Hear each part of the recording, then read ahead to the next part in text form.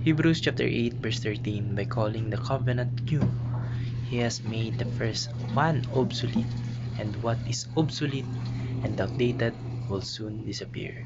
Magandang araw, at tatalakayin po natin ngayong araw sa ating daily devotion ay ang Old Covenant.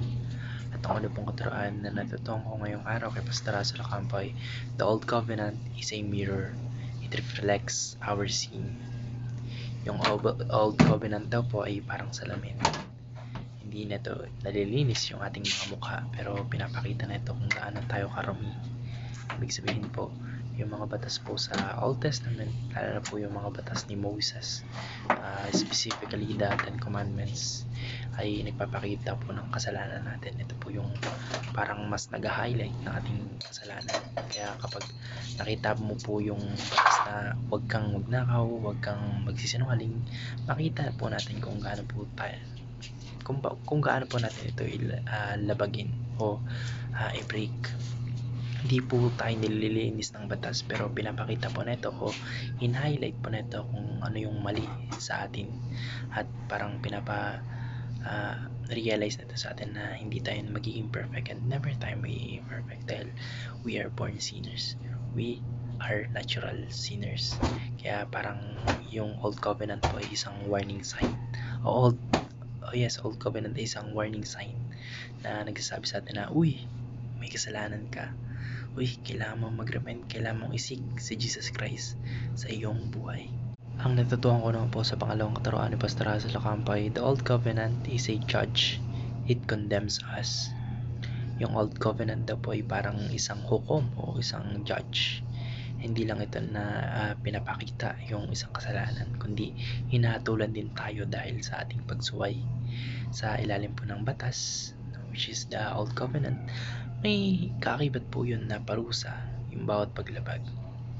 Yung Old Testament po ay parang may kasamang kautusan. Hindi lang parang, meron talagang kasamang kautusan at may mga sumpa. Kung susunod ka, may pagpapala o may reward. Pero kung susuway ka, meron itong kalakip na hatol o consequences.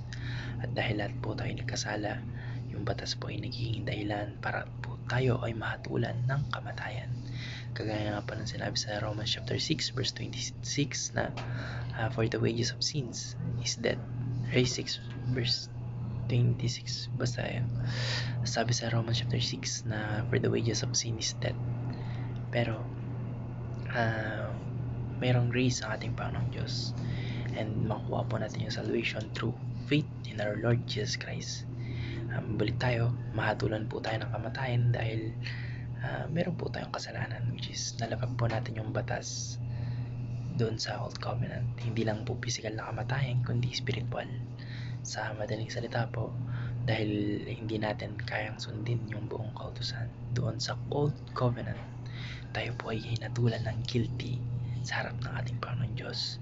Kaya sa halip po na magdalang ng buhay, yung Old Testament po ay nagdadala po ng condemnation.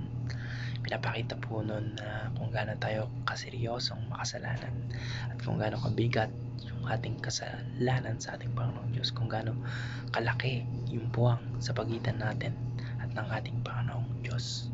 Ang natutuhan ko naman po sa pangatlong katuroan ni Pastor Russell Ocampo ay, the Old Covenant is a tutor. It points to Christ. Yung Old Covenant daw po ay parang tutor o guro, isang tagapagturo po na nagtutulak sa atin patungo po sa ating Panginoong Hesukristo. Sa original po na Greek, yung salitang tutor po ay tumutukoy po sa isang taong nag-aakay sa bata papunta po sa paaralan. Hindi po siya yung mismong guro, kundi siya yung tagagabay. Ganon din po yung papel ng law o ng batas. Ginagabayan po tayo nito upang makita po natin yung ating pangailangan sa ating Panginoong Hesukristo. Dahil paulit-ulit po tayong bumabagsak sa pagsunod o sa obedience, patuloy tayong nagkakasala, at dahil alam po natin yung hatol ng batas ay kamatayan o for the wages of sin is death, nauunawaan po natin na hindi sapat yung ating mga sariling gawa. Sa point po na yon, makikita po natin na kailangan natin ng isang tagapagligtas, isang taong makakatupad ng buong kautusan para sa atin. Dito po makikilala natin ang ating Panginoong Jesucristo.